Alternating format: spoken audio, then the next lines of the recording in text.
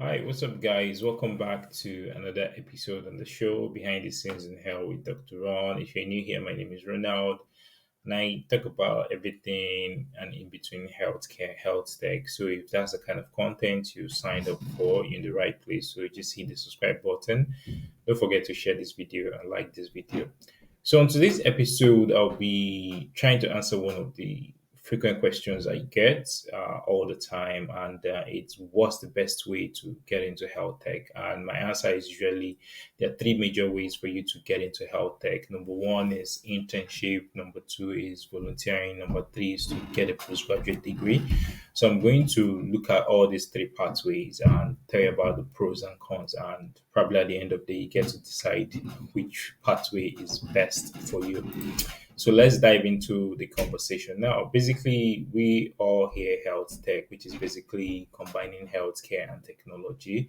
And this field is quickly expanding and is offering a lot of prospects for healthcare professionals who are looking to transition or try something, outside of that space, really. So if you're thinking of starting, these are the three major ways of starting. So the first one is internship. So an internship basically gives you a very perfect opportunity to get practical experience and real world skills. And you basically get to engage with professionals, you benefit from their wealth of knowledge, you network with industry and business leaders, and that also sort of opens up future employment opportunities for you, right? And another benefit is it also allows you to get a first-hand experience of how health tech businesses are run, what are they doing. If it's a data analyst or a company that runs data analysis, you get to see firsthand how this is done, end to end, getting clients, delivering projects, and all of that. If it's a product company, you get to understand how products are built from scratch, end to end. So you get to see this firsthand. But the downside I see to internship is that they usually tend to be very short lived, maybe 3 months, 6 months. Rarely you have 1 year internship programs. So you really don't get that opportunity to learn as much as you would have loved to. So the best way is also to, or always to, supplement yourself with additional learning, maybe by taking certificate courses, or you just have to supplement your learning. Then the second way of getting into the health tech space is through getting a postgraduate degree. Now, this is a very tricky area, So when we're talking about postgraduate degree, it could be an MSc, master's, or it could be a PhD, which could be research or thoughts. And the huge advantage of this is it helps you lay a strong foundation for a career in the industry. So, say for example, you're looking to get into digital health or bioinformatics or clinical informatics or whatever area. So, getting that degree gives you that. Specialized body of knowledge and skills. And a huge advantage is in the saturated space, those skills, sort of help you stand out from the crowd, right? Another benefit of getting a postgraduate degree is being or having the opportunity to work with the latest or advanced technologies. Now, some of these schools that offer some of these courses, they've got access to some of the latest equipment and technologies in these different areas.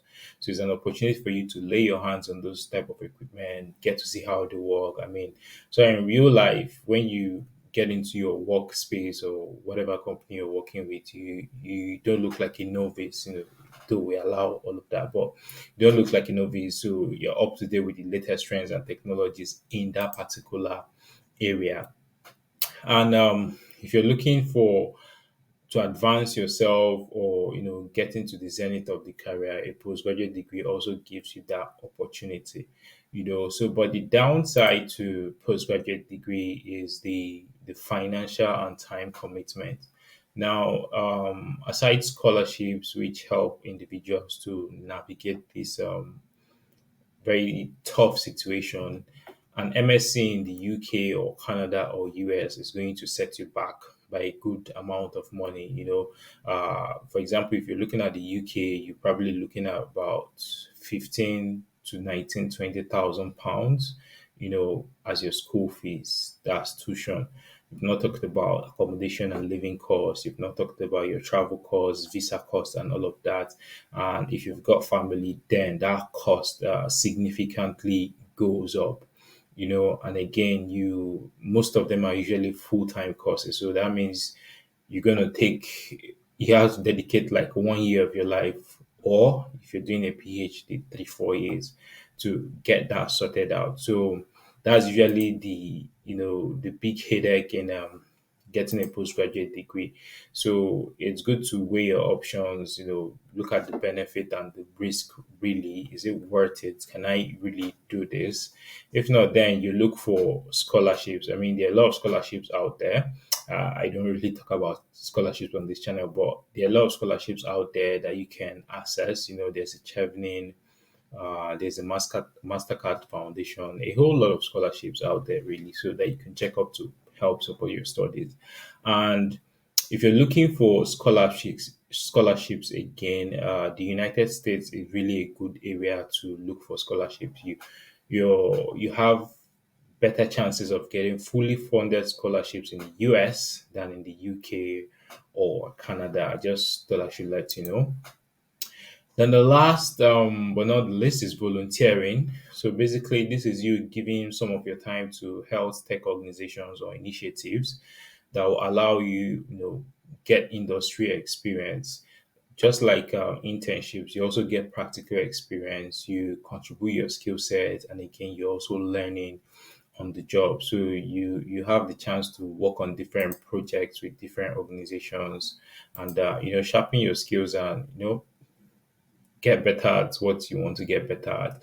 Then networking possibilities, it also exposes you to who is who, or the persons who are already in the health tech space. And like internships also opens up future job prospects or even mentorship opportunities, right? Then the other upside to volunteering is the flexibility. So compared to internship or full-time schooling, volunteering is pretty much very flexible, really. It's not so structured and intense as internships or full-time schooling. But again, I know there are some volunteering roles that are actually strict. So it's just for you to look at what's available. Is the initiative or group in line with your preferences and free time? So if that works for you, then you get started with that organization. But it's also good to know, as a downside to the volunteering, is that you don't get the same amount of formal education or breadth or depth of information that an internship or graduate program will give you. So it's also worthwhile supplementing your volunteering work with additional learning materials. So this is where all of those certificate courses on EDX, on Coursera, come into play. So you want to check them out and see what they have to offer. They're really, really good. So some of them are free, some of them are paid, but again, it depends on you. So you just check them up and get started, really. So these are just some of the ways of getting involved in the health tech space, right? And how you go about it really depends on your circumstances and your learning requirements, really. So everybody's journey is not really the same. For me, I started through volunteering with a lot of companies and projects. I work for free for a lot of people before I moved into deciding to get a postgraduate degree in health informatics. That's a master's, right?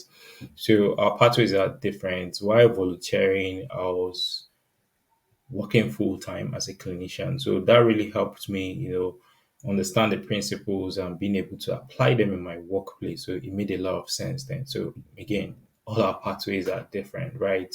So if you've enjoyed this video, please give us a like, subscribe to this station or channel or podcast, and share this video with your family and friends. And I'll see you in the next episode. And bye for now.